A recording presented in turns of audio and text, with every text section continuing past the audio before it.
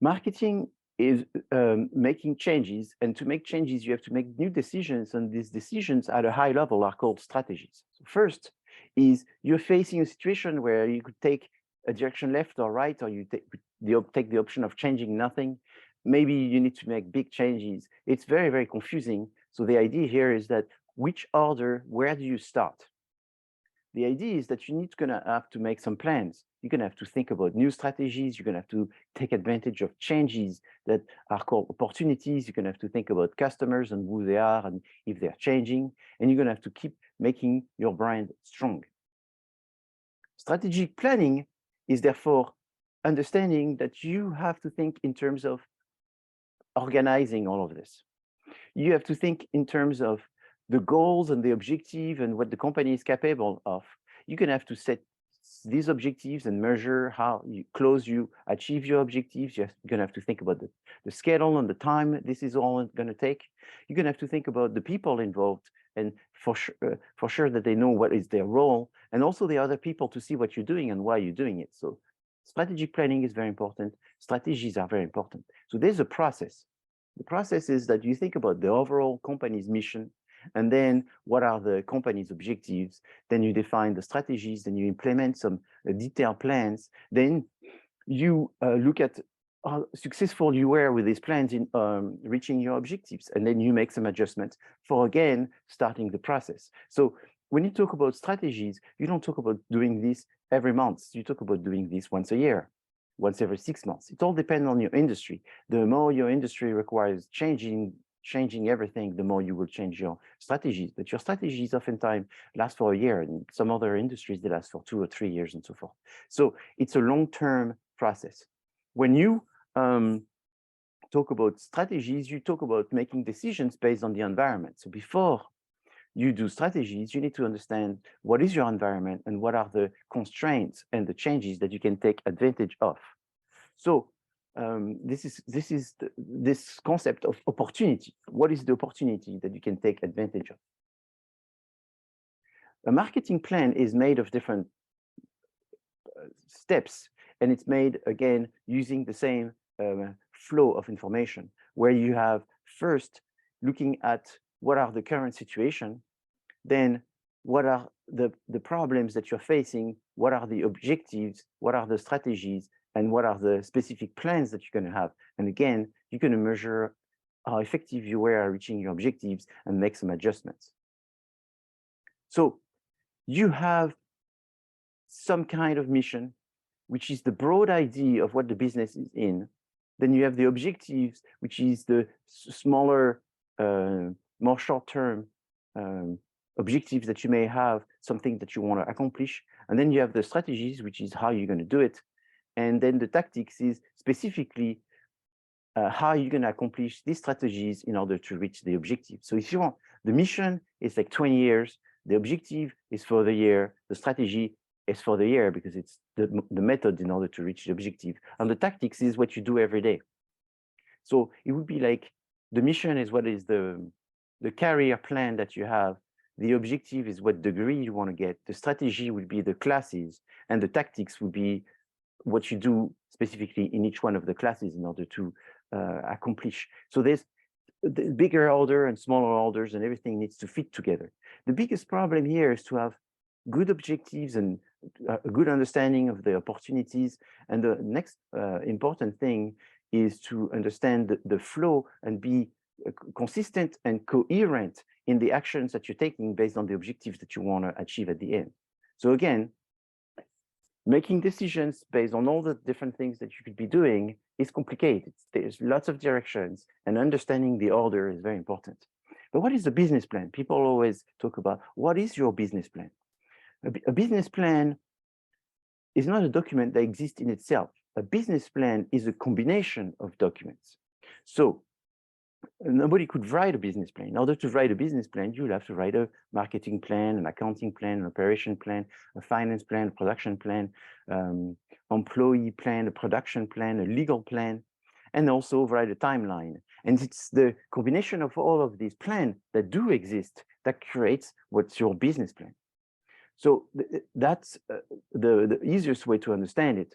again, to write a business plan, you need to know how to write all the other functions of the company's plan in order to get it done. So obviously, if you have a small business, you're not going to write hundreds of pages of different plans. So you're going to try to write maybe one page for each one. So one page for accounting, one page for marketing, one page for HR, one page for legal. And at the end, you're going to end up with a 15 pages business plan, because on each page, there is a different function that is being presented. And that's already good.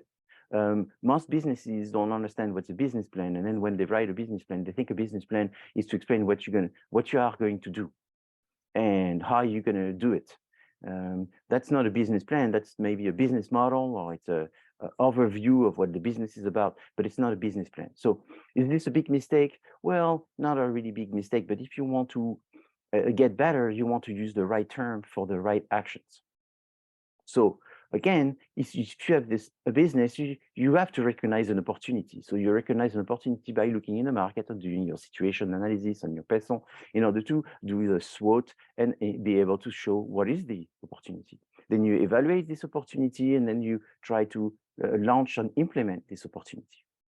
If your business already exists and has multiple products, what you do is you analyze the current products that you have in the business and see which one generates the most profit and which one will be the one that you should be investing the most, because they are the most promising.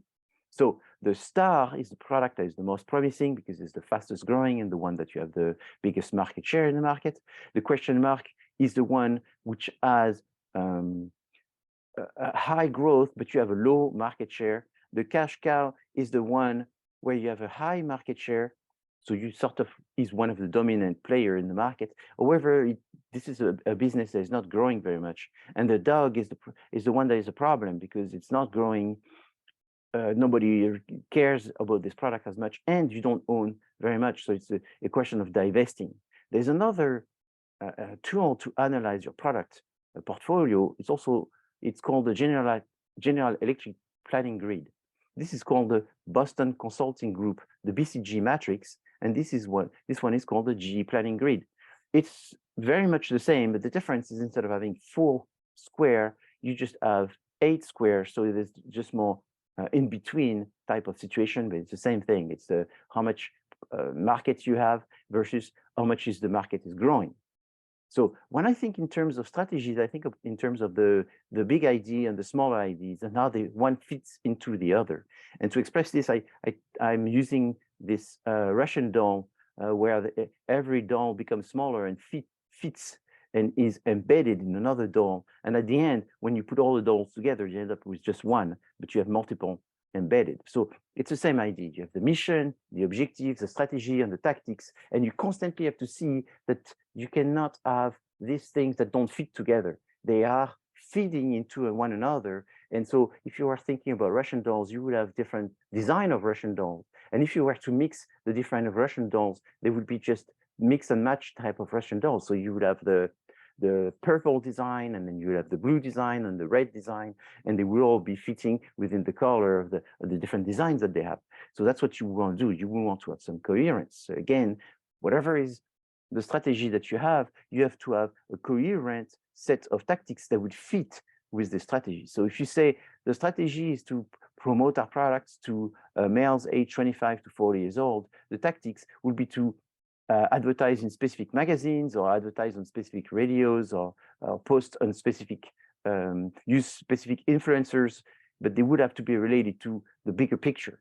So promoting to a certain group, this is something you're going to do for a year, but how you're going to do it is going to use different media, but these media have to be, again, related to the strategy that you had originally. So what are the strategies? I'm going to go through the list of the basic strategies. You have what's called the generic strategies, where you have 4 basic strategies. Market penetration, which means you're going to sell the same product to the same people. Product development means you're going to create a new product for the same people. So you're making a new generation and you're replacing the previous generation. Market development is you're going to make the same product, but you're going to change who you're selling it to. So maybe you were selling it to older people, now you're going to sell it to younger people. Maybe you were selling it into the East Coast, now you're going to sell it in the West Coast. And then diversification is much more than making a new product for a new market. Because if you're making a new product for a new market, you're actually doing two strategies. You're doing new product development and also market development. Diversification means you're making a totally new product. So you're selling food, and now you sell tires. So it's constantly very, very different. And maybe you're selling it in a totally different country. So diversification is much more than just being a little bit new or just the next thing. It's totally different type of product. Then you have the basic competitive strategies, where the first one is overall cost leadership, is the idea that you will try to sell it the cheapest as possible and beat everybody on price. The focus strategy is you will try to sell it to a group of people. The differentiation means your product is going to be very different. People are going to perceive it different, which in turn is going to probably be sold to a specific group of people as well. And then you have the middle of the road, which is a strategy that consists to try to not be anything too different. And for a specific group is you want to be the sort of the vanilla flavor ice cream, but a good vanilla flavor ice cream, but that does not focus on anyone specifically and is trying to please everyone. It's the universal type of product that you will be trying to sell.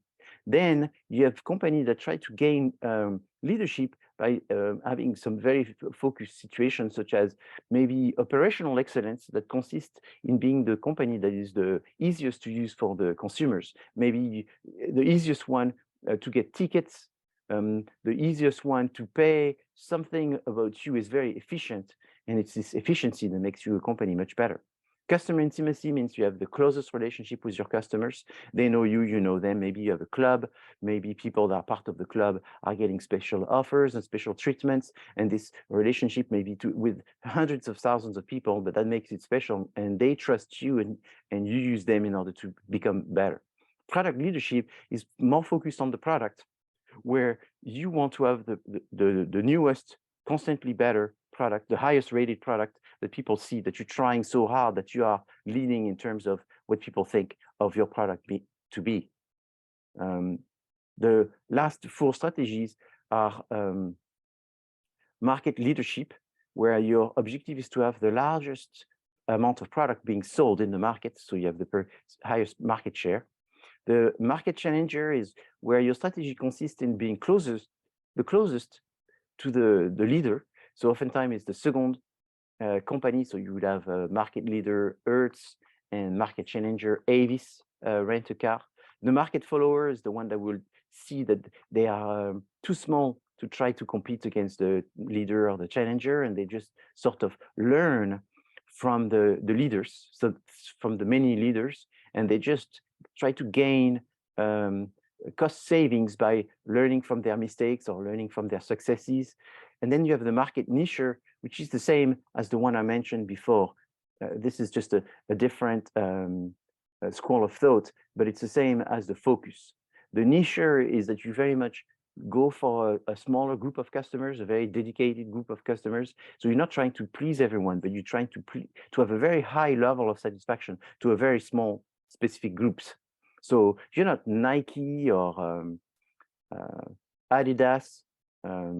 You're selling Rika, which are women's tennis shoes, very specific target that you're selling the product. So again, what's very important here is to understand the different level between the higher level strategy, which are the corporate strategies. And so the corporate strategies are the one I just mentioned before, market leadership, overall cost leadership, new product development, and then the lower level strategies, which are the strategies at the 4 Ps level, at the product, price, promotion, and place level, which are also strategies, but they are strategies for the 4 Ps, not so much for the whole corporation. And then you have the tactics, which is what you do every day in order to accomplish what you have to accomplish. So this table shows essentially the corporate strategy, and I just use the four basic strategies. And then you have the strategy at the P level.